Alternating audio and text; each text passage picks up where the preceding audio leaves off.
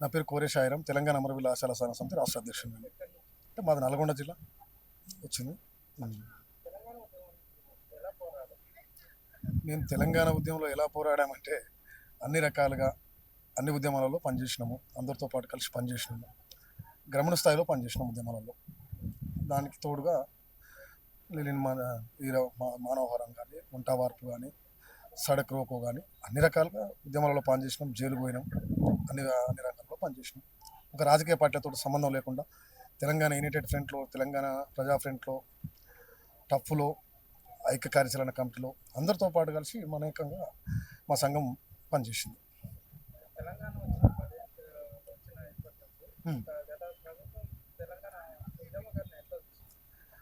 ఇక గత ప్రభుత్వం అయితే తెలంగాణ ఉద్యమకారులను మనుషుల్లాగానే చూడలేదు.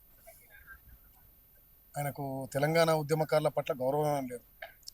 ఎందుకు లేదు అని అంటే, చంద్రశేఖరరావు ఏం చేసిండు? ఎన్టీ రామారావు కొడుకు చచ్చిపోతే అధికార లాంఛనాలతోటి నందమూరి హరికృష్ణ చచ్చి తను చేసిండు.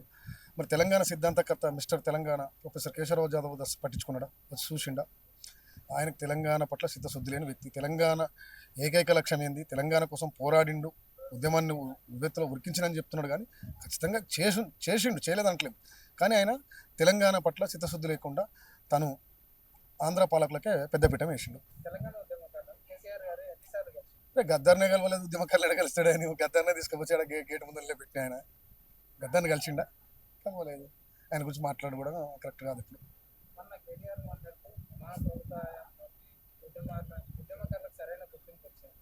ఏం గుర్తింపు వచ్చిందో కేటీఆర్ చెప్పాలి. ఎందుకంటే కరెక్ట్ సరైన ఉద్యమకారులకు గుర్తింపు వచ్చింది. ఎందుకంటే పైసలు వలిస్తే వాళ్ళకి పదవులు వచ్చినాయి.